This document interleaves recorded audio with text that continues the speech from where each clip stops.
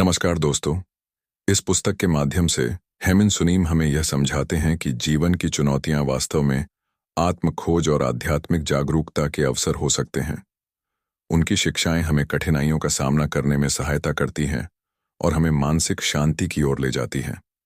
यह कहानी आपको सिखाएगी कि जीवन में जब चीजें आपके अनुसार नहीं चलती, तब आपको कैसे प्रतिक्रिया देनी चाहिए और कैसे आगे बढ़ना चाहिए। साहिल एक मेहनती और महत्वाकांक्षी युवक था।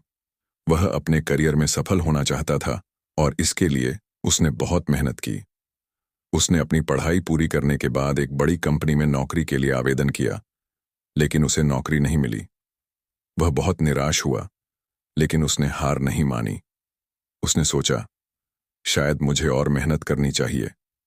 फिर उसने खुद को और बेहतर बनाने के लिए नई स्किल्स सीखनी शुरू कर दी।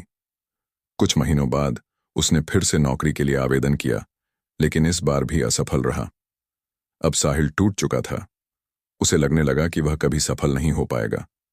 उसने खुद से सवाल किया, आखिर मेरे साथ ही ऐसा क्यों हो रहा है? एक दिन जब वह उदास होकर पार्क में बैठा था, तब एक बुजुर्ग व्यक्ति ने उससे पूछा, बेटा, क्या हुआ? तुम इतने परेशान क्यों हो? साहिल ने उन्हें अपनी सारी परेशानी बताई। बुजुर्ग मुस्कुराए और बोले, मैं तुम्हें एक कहानी सुनाता हूं। उन्होंने कहा, एक बार एक किसान अपने खेत में काम कर रहा था। अचानक उसका घोड़ा भाग गया। गांव के लोग आए और बोले, यह तो बहुत बुरा हुआ। किसान ने जवाब दिया, शायद। कुछ दिनों बाद वह घोड़ा वापस लौटा और अपने साथ 3 और जंगली घोड़े ले आया। गांव के लोग फिर आए और बोले, वाह, यह तो बहुत अच्छा हुआ। किसान ने फिर कहा, शायद। कुछ समय बाद किसान का बेटा उन्हीं घोड़ों में से एक को काबू में करने की कोशिश कर रहा था। तभी वह गिर गया और उसकी टांग टूट गई। लोग फिर आए और बोले, यह तो बहुत बुरा हुआ। किसान ने फिर कहा, शायद। कुछ महीनों बाद राजा के सैनिक गांव में आए और सभी नौजवानों को युद्ध के लिए ले गए, लेकिन किसान का बेटा घायल था, इसलिए वह बच गया। अब गांव के लोग आए और बोले, तुम बहुत भाग्यशाली हो। किसान ने फिर मुस्कुराकर कहा, शायद। बुजुर्ग ने साहिल से कहा, बेटा, जीवन में जो भी होता है उसका कोई ना कोई कारण होता है। हमें हर स्थिति को स्वीकार करना चाहिए और आगे बढ़ना चाहिए।